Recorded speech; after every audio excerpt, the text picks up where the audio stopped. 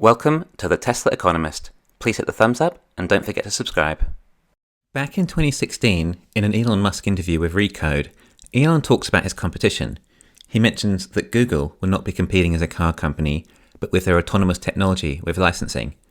But when asked about Apple, Elon quickly replies that they will be more direct. What Google is doing. How do you assess what they're doing when you're looking at it? Because there'll be competitors at some point. These are all eventual competitors. Well, I think what Google's done a great job of showing the potential of autonomous transport. Right.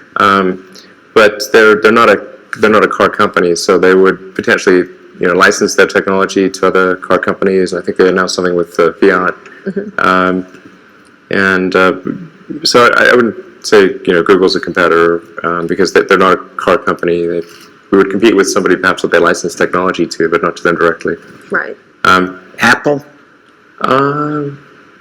Yeah, that'll be more direct. That'll be more direct? Yeah. You can tell that by the hiring pattern and that absolutely. kind of stuff?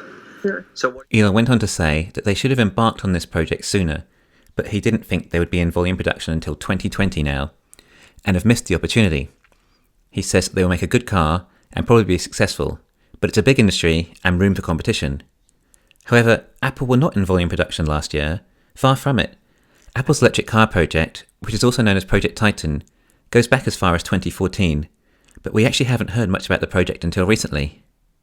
In December 2020, Reuters reported that Apple are moving ahead with self-driving car technology and targeting 2024 to produce their own passenger vehicle. The article goes on to say that Apple's strategy is a new battery design that could radically reduce the cost of batteries and increase the vehicle's range.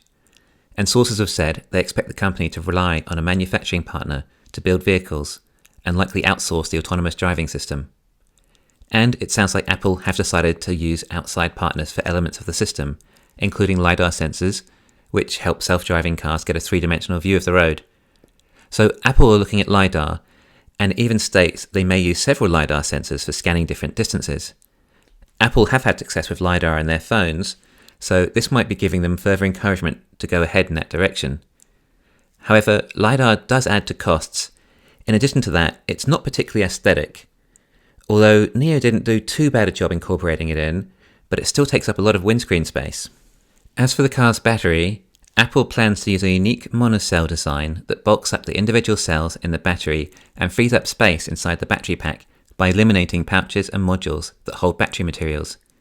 However, Elon says that a monocell is electrochemically impossible as maximum voltage is 100x too low. Maybe they meant cells bonded together, like our structural battery pack. Apple also say they are also examining a chemistry for the battery called LFP, or lithium iron phosphate, the person said, which is inherently less likely to overheat and is thus safer than other types of lithium-ion batteries. Elon says they're already using those batteries with the made-in-China Model 3s. Apple mentioned they will be outsourcing the manufacturing of the car, so this is quite similar to how NIO manufacture their cars, with the exception of Apple allegedly having their own in-house revolutionary battery. Then, in early January 2021, Apple was in talks with Hyundai Motor Group. Hyundai unveiled its electrification plan, along with a new vehicular platform for its electric vehicles in the previous month. According to that plan, they aim to supply 8 to 10% of the global EVs by 2025. The new EGMP platform will act as a base for the introduction of as many as 12 new BEVs, battery electrical vehicles. So despite Hyundai's low-cost, affordable value brand not being what I would call a match for Apple's upmarket brand, it's more the technology and capabilities that Apple are looking for. Now, just recently in early February 2021, Apple analyst Ming-Chi Kuo has confirmed initial reports that Hyundai will be Apple's key manufacturer. Both companies have yet to confirm the partnership. However, according to the report, one can expect Apple to launch the vehicle no earlier than 2025. So essentially, Hyundai would just make an Apple car, and every single one they produce is purchased by Apple, who then go on to sell it at a higher price, adding the extra value the Apple brand has to create profit. Of course, Apple would also want to take advantage of their App Store in the car too. But it sounds like the Apple car won't be out for at least another 5 years at best. In addition to that, there seems to be cultural differences between the companies. It sounds like they can't agree on where the manufacturing should take place either. Due to this, Apple are also in talks with Kia, who already have a plant in Georgia that can produce 400,000 vehicles a year. But if Apple wanted to do their own manufacturing, then it would just create more delays, according to QO. The earliest launch could be delayed as far as 2027. Can you imagine what Tesla will be capable of by then? Okay, so what do we make of all of this? Everyone is trying to compete with Tesla as if they know what Tesla is. I mean, is it an electric car company, battery company, energy, robotaxis? If you don't know, then how can you compete directly? But we can see the competitors are coming with EVs. But is Tesla even an EV? I haven't seen any of the competition's EVs capable of anything close to what Tesla can do, because Tesla doesn't make electric cars. No, they make digital cars, or smart cars if you will. My example I like to use is that internal combustion vehicles are like typewriters. Tesla has made the equivalent of a word processor, like Microsoft Word. All the incumbents have done is make an electric typewriter. You see the difference? In addition to this, Tesla is continually evolving and revolving, so what you thought you were competing with last year is now something totally different. The competitors zigged, while Tesla zagged. But it would appear that Apple does want a piece of the EV market. As it's such a large company, it has a good chance of competing, unlike, say, Ford, which is about 1/20th the market cap of Tesla, compared to Apple at 3 times the market cap. Apple can afford to make a loss for the first 5 years or so until they've matured in the market.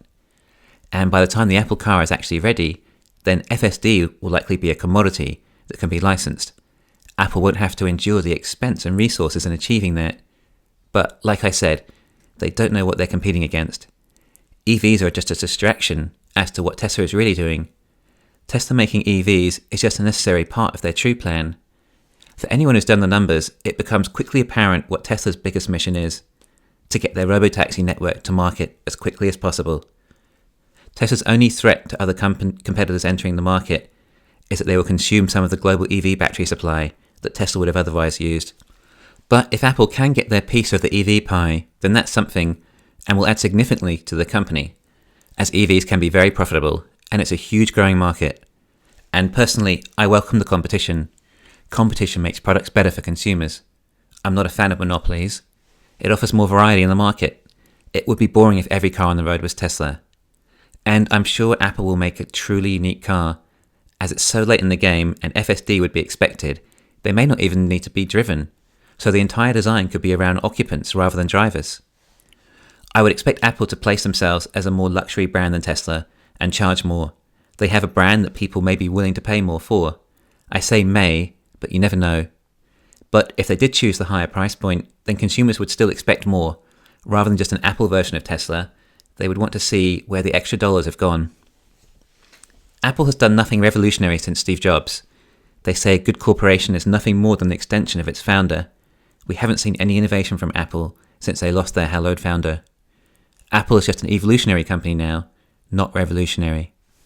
So to summarize, I believe Apple could be successful at EVs, with autonomous driving and long battery range due to the fact it won't be in production until the second half of this decade, by which time the technology would have improved greatly.